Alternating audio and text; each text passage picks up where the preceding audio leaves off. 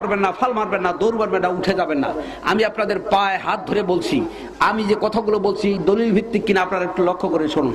কোরআন শরীফের সূরা মায়েদার ৫ নম্বর আয়াতের শেষ অংশে বলছেন, অমাই ইয়াকফুরু বিল ঈমান, ঈমানের সাথে যারা কুফরি মিক্সার করে আমল করবে, ফাকাদ হাবিতা আমালুহু, তার আমল নষ্ট হয়ে গেল, সে বরবাদ করে দিল তার আমল। ওয়া ফিল আখিরাতি মিনাল খাসিরিন, আর পরকালে সে ক্ষতিগ্রস্তদের অন্তর্ভুক্ত হয়ে যাবে। তাহলে ইমানের সাথে কুফর মিক্সার হয়ে গেলে সেই ব্যক্তি নামাজ পড়লো, নামাজ কোনো কাজে আসবে না, রোজা রাখলেও কাজে আসবে না, ওয়াজ করলেও কাজে লাগবে না। এই জন্য বিশুদ্ধ যদি কোনো ব্যক্তি বীজ বপন করে মাটিতে, যেই গাছের বীজ বপন করবে ঠিক সেই গাছই হবে, কথা ঠিক কিনা? ঠিক মানুষের ঈমান ও আকীদা যে ধরনের থাকবে আমলটা সেই ধরনের হবে, কথা ঠিক কিনা? সম্মানিত উপস্থিতি, তাই এই দেশের যারা বড় বড় আলেম আমরা তাদেরকে শ্রদ্ধা করি, ভক্তি করি, সম্মান করি, কিন্তু তাই বলে তাদের ভুল নাই এটা আমরা স্বীকার করি না। ভুল থাকাটা স্বাভাবিক, মানুষ বর্গী ভুল হতে পারে, কথা ঠিক কিনা? ভুল হতে পারে না? পারে না? কি বলেন, ভুল হতে পারে কিনা?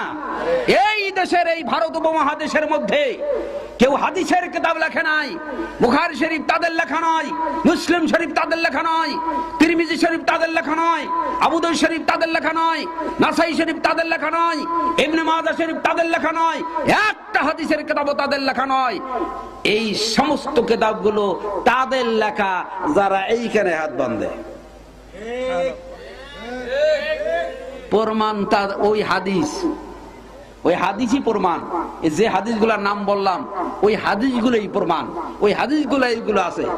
এই জন্য বলে তুমি মিয়া হাদিস বেশি বুঝছো, বুখারী যিনি ৬০ বছর হাদিস পড়ায় সে বুঝে নাই, তার মানে উত্তর তো আর নাই। হাদিস দিয়ে উত্তর দেওয়ার মতো ক্ষমতা নাই, কোরআন দিয়ে উত্তর দেওয়ার মতো ক্ষমতা তাদের নাই। এই আউল ফল পড়ছে এত বড় জাদ্রেল হুজুর, তিনি কি বোঝে নাই? আমি তোমার জাদ্রেল হুজুর বড় না বিশ্বনবী বড়? তোমার জাদ্রেল হুজুর বড় না আবু বকর ওমর ওসমান আলী রাদিয়াল্লাহু আনহু বড়? সেই দেশে আল্লাহ নবী সাল্লাল্লাহু আলাইহি ওয়াসাল্লাম যে পদ্ধতিতে, যে সিস্টেমে, যে নিয়মে ইবাদত রাসূল করেছেন, সেই নিয়মটা আজও সেই মক্কা মদিনায় আছে না নাই? তোমার মসজিদে বিশ্বনবী কয়বার নামাজ পড়ছে এসে? বিশ্বনবী মক্কার মসজিদে, মদিনার মসজিদে নামাজ পড়ে সালাত আদায় করে দেখিয়েছেন, কিন্তু তোমার মসজিদে বিশ্বনবী জীবনে একবারও আসে নাই। এত যদি পণ্ডিত হয়ে থাকো, মক্কার ইমাম সাহেবরে কেন বলো না হুজুর এখানে বসে হেডকোয়ার্টারে বসে উল্টো পাল্টা করে না, ভাও মতো নামাজ পড়েন? বলছে একবারও? বলছে? কেন বললো না?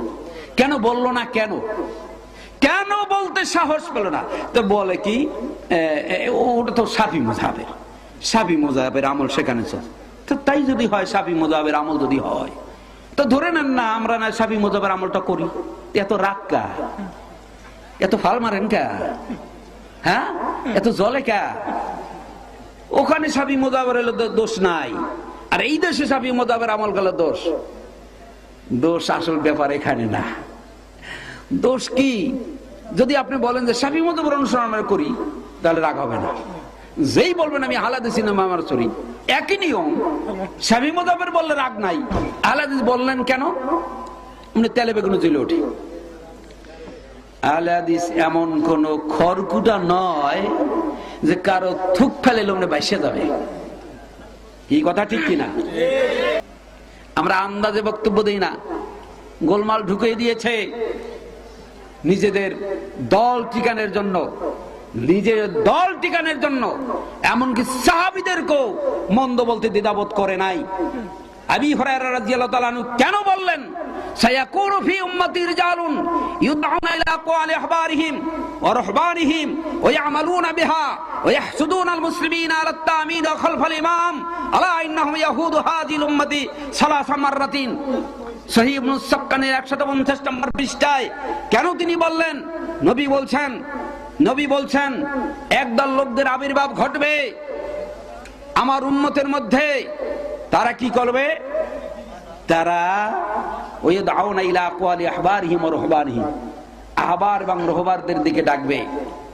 অমুক পীর সাহেবের দরবারে যাই, অমুক হুজুর কিবলার দ্বারে যাই, হুজুরদের দিকে ডাকবে। পিসাবের দিকে ডাকবে, মাজারে ডাকবে, দরবার শরীফে ডাকবে, কিন্তু এ কথা বলবে না চলো বুখারী শরীফটা খুলে দেখি কি আছে, তা বলবে না।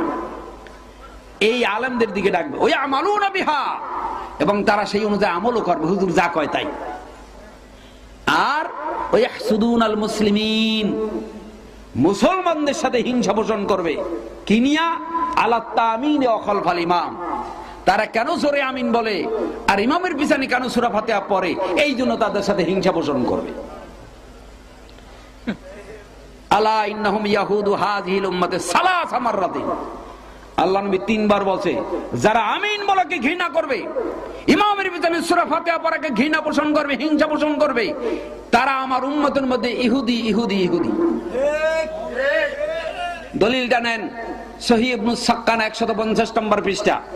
রাবি হলো আবি হুরায়রা রাদিয়াল্লাহু তাআলা আনহু, এই জন্য আবি হুরায়রা রাদিয়াল্লাহু তাআলা বলছে যে তিনি ফকি নন। আবি হুরায়রা রাদিয়াল্লাহু তাআলা বলে ফকি না। সবচেয়ে বেশি হাদিস বর্ণনা করছেন কে? আর সে বলে ফকি না।